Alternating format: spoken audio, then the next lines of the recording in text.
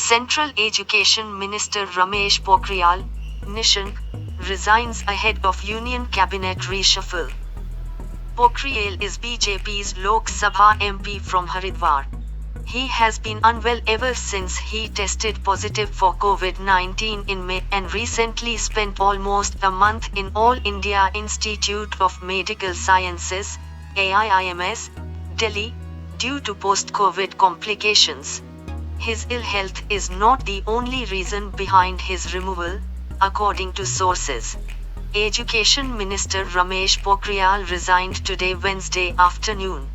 He is the first prominent faces to be dropped from the Council of Ministers since Prime Minister Narendra Modi was sworn back to power in 2019. A new education minister is likely to be sworn in at 6 p.m. today at Rashtrapati Bhavan. During his time at the Education Ministry, appointments to crucial posts had virtually come to a standstill. As a result, almost half of the 40 central universities, including the prestigious Jawaharlal Nehru University, JNU, Banaras Hindu University, BU, Delhi University, and Hyderabad University, have been without vice chancellors, VCAs, for months.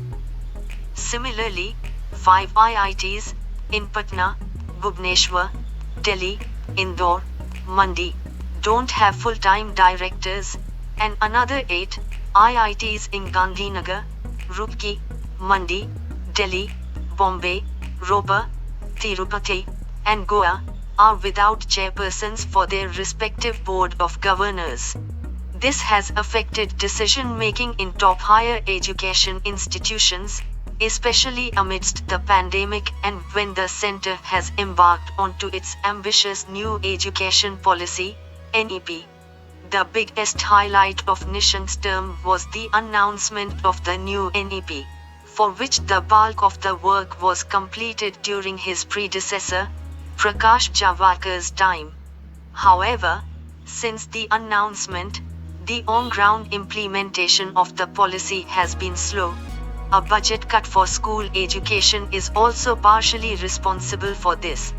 Interestingly, some of the important decisions on education this year were taken by the Prime Minister's office in consultation with the ministry's senior officers.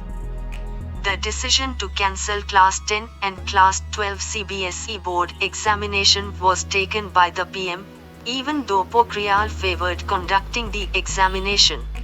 Reports the Indian Express and the Times of India.